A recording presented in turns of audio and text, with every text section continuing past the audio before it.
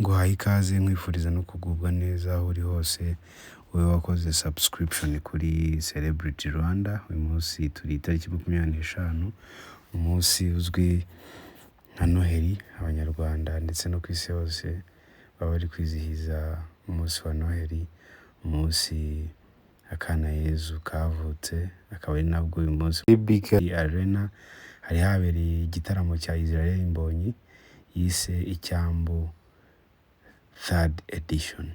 Uko mubona rero abantu batangiye binjira nk'uko bisanzwe, bakata amatike babasaka. Kavura kari kaguye ariko kubera Imana iravuga ati concert igomba kujya mbere. Abantu amasaha yo kwinjira yageze, nta mvura iri kugwa. Tubibutsa ko uyu munsi wo ku itariki 25 waranzwe n'imvura nyinshi cyane yabyutse igwa. Abantu bamwe dufata imvura nk'umugisha, abandi tukabona ko iri bubangamira ibikorwa byacu. Nk'uko mubibona kuri stade amamodoka yinjiraga umutekano wari wose. Akavura kamaze guhita, abantu bavuga ati reka noneho tujye kureba ndetse tunakurikirane 3rd edition y'Icyambu tugezweho na Israel Mbonyi. Babasaka gake gake ndetse banakata amatike ariko binjira muri BK Arena. Yaman, ni Celebrity TV Rwanda, turakomeza tubane muri uko byagenze.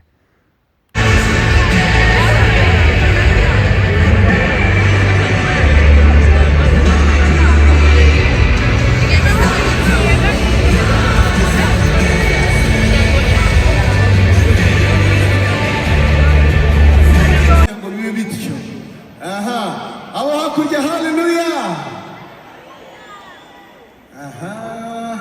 Asigaye inshuti zanjye ziri hano, haleluya.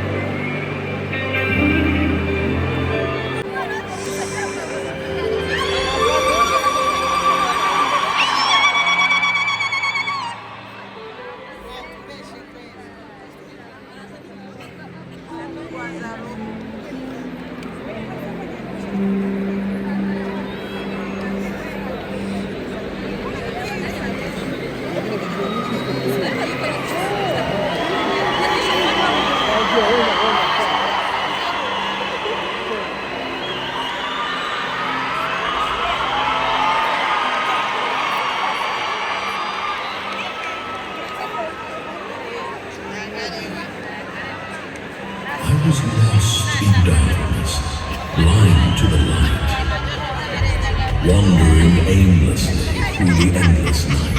But you, O Lord, called my name. You reached out, and I was never the same.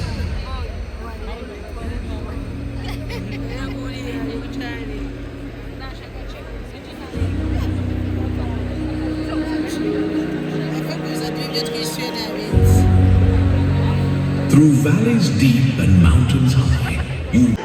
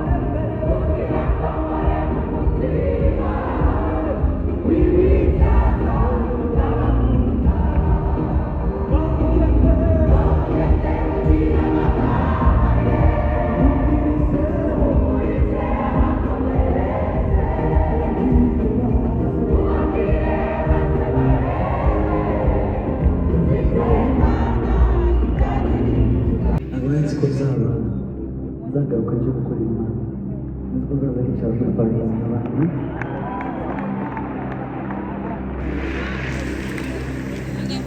Natwendaga amajwi yacu yasara yuko twitwara hano muri soundcheck is terrible but we thank God kandi turatarama ibikorwa by'umukozi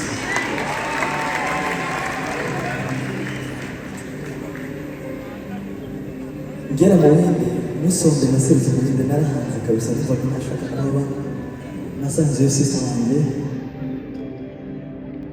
ndamubwira ndabimuhisha kuko sinabimubwira ariko ngezeyo usanga ari plan nziza y'Imana kugira ngo yigishe kugirana nayo ubusabane nasanze umuriro w'Imana asanga abajene basenga asanga abanyeshuri bagenzi banjye bamwe muri abazi babagiye mu Buhinde rero uyu munsi hari bamwe muri bo n'abatumiye uyu munsi n'abatumiye kubera ngo impamvu imwe ndashaka kubabwira uruhare bagize rudasanzwe muri minisiteri abantu twabanyamwuga bari abapasiteri banjye bapasita gore nubwo atari hano hariho ba Benoni bariye bicaye baza muhaguruka bya Imana n'ijuru y'abantu ba James ba Alex Nicholas Charles na sister Madeline aba bantu rero hano bari abashumba bacu turi mu gihugu batwigisha gusenga batwigisha gukorera bampaga tuti nta muntu n'umwe uzi ariko kugera mu Buhinde barambwira wowe gihari Buhinde baranshyigikira ziriya ndirimbo mwumvishe za mbere nibo bazoherezaga bazohereza n'abatsamuka of course bahagarariye abandi bose ko icyo mvuze ubuha ni ukubera ko mwari bamuhisha cyane ndabakunda mwarakoze gushyigikira mwarakoze kumba hafi ntacyo ngicyo nta muntu uzi uyu munsi ndagira ngo mube abatanga wawe mube abantu abahamya b'Imana yakoze nongera muri mureke tuba tugira ibibazo n'abandi bamuhisha amen.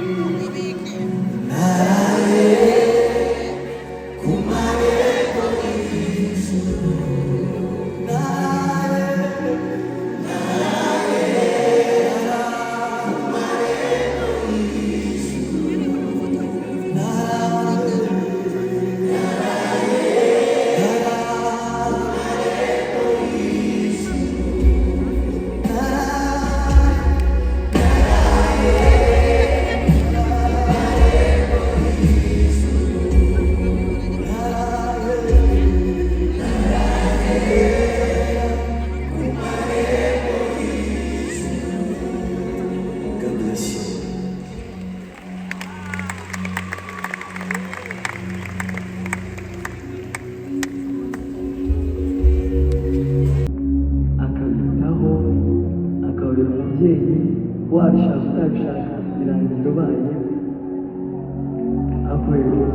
kubera urukundo rwinshi agira mu buzima. Haleluya. Bwana asifiwe sana.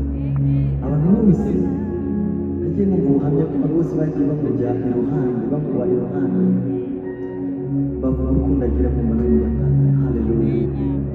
Bwana asifiwe. Reka nakire Apostle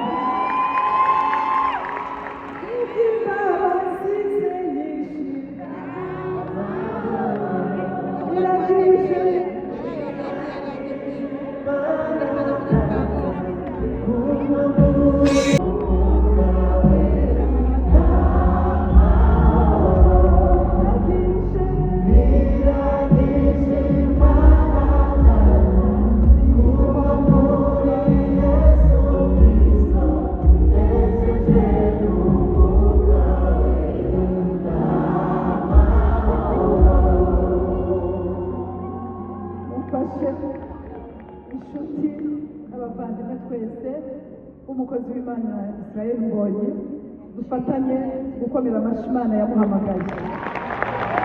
Dufatanye, haleluya, dufatanye guhimbaza Imana yamuhamagaye. Ijambo ry'Imana riravuga ngo Yohana yari itabaza ryaka kandi rimurika. Muri Yohana 5:35 haravuga ngo Yohana yari itabaza ryaka kandi rimurika. Turashimira Imana ku bwawe, turashimira Imana ku bwa ministere yawe, turashimira Imana kubw'umurimo Imana yaguhabaye ikaguhamagara. Uyu mwanya hano turi mu mbabarire, dufatanye abakunzi be bose, nanjye ndi umukunzi, dufatanye twese twaje gushyigikira, twaje guhagarara nawe. Let's celebrate him. You can do better than that. Wabikora neza kurusha.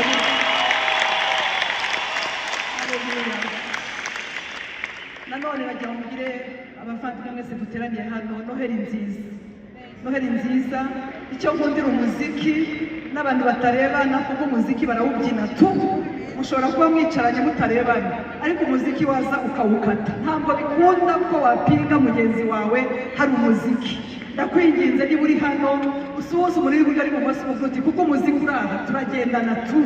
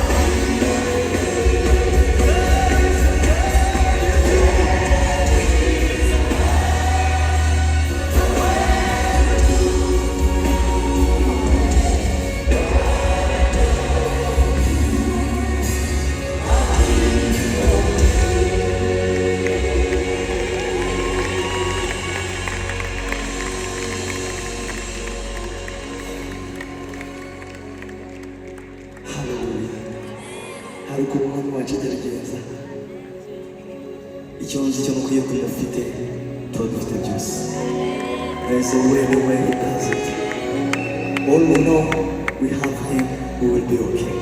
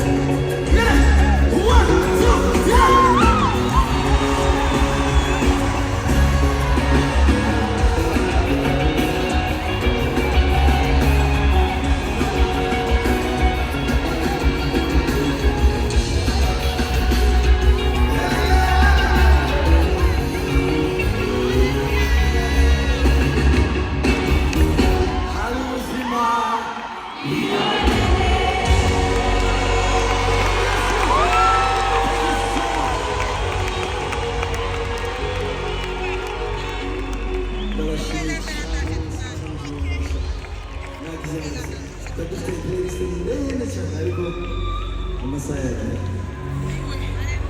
God bless you. Ndabakunda. Abantu bahano tubahiriza amashyi cyane. Ngaya nguko rero ko byagenze muri Icyambu third edition live concert, naho ubutaha mukomeze mukurikirana ibiganiro byacu kuri Celebrity Rwanda. Ciao ciao.